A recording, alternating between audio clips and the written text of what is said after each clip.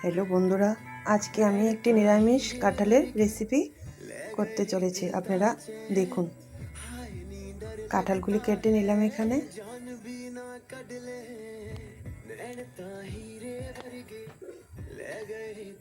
কাঁঠাল কেটে ধুয়ে এখানে রাখলাম।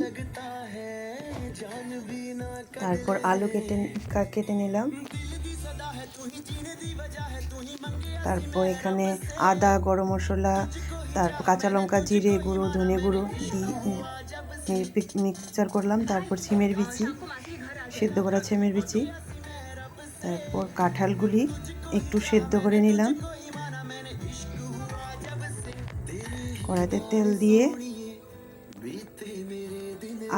আলুগুলিকে লাল লাল করে ভেজে নেব।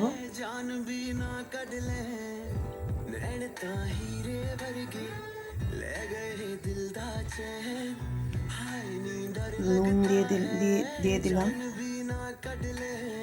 আর হলুদের গুঁড়ো দিয়ে ভালো করে নেড়ে চেড়ে লাল লাল করে আলু ভেজে নিলাম। তারপর কড়ার মধ্যে আবার সরষের তেল দিয়ে তেলটাকে গরম করে ভালো করে সেদ্ধ করা কাঁঠালগুলি দিয়ে দিলাম।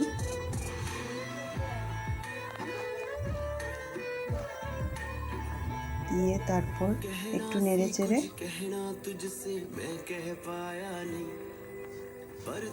নুন দিয়ে দিলাম।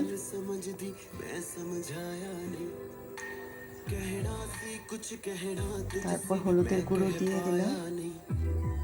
দিয়ে ভালো করে নেড়ে চেড়ে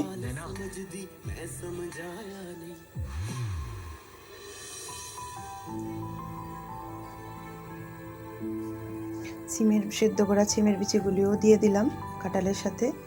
একটু ভালো করে ভেজে নেব কাঁঠাল আর সিমের বিচি।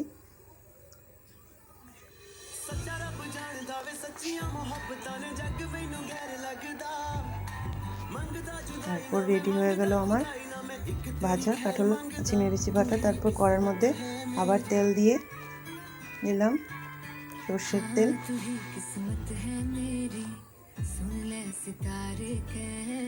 এখানে গোটা শুকনো লঙ্কা, তেজপাতা দিয়ে ভালো করে নেড়ে চেড়ে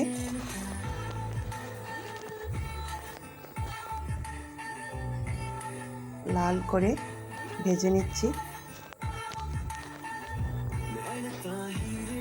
ওই তেলে শুকনো লঙ্কা আর তেজপাতার সাথে 5 ফোড়ন দিয়ে দিলাম।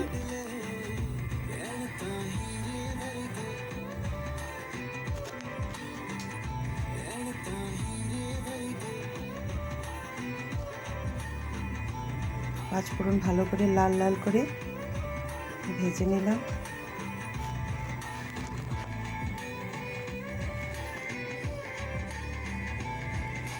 তারপর একে একে দিয়ে দিলাম মশলা পেস্ট করা, জিরে, ধনে, শুকনো লঙ্কা, কাঁচা লঙ্কা, তারপর আদা, গরম মশলা একসাথে পেস্ট করাটা দিয়ে দিলাম। দিয়ে ভালো করে কষিয়ে নিলাম। তারপর একে একে কাঁঠাল, সিমের বিচি দিয়ে দিলাম।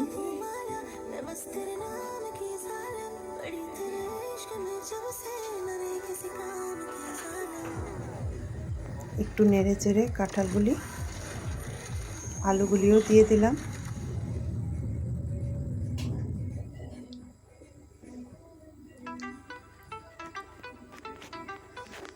আলুগুলি দিয়ে ভালো করে নেড়ে চেড়ে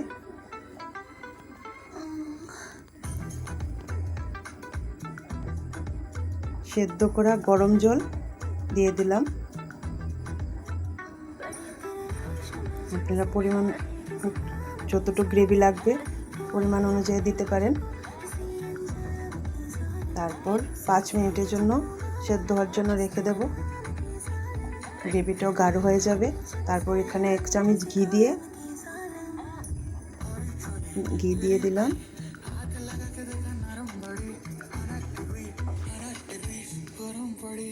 তারপর রেডি হয়ে গেল আমার আজকে নিরামিষ কাঁঠালের রেসিপি। ভালো লাগলে লাইক, কমেন্ট, শেয়ার করবেন। নমস্কার। পাশে থাকে।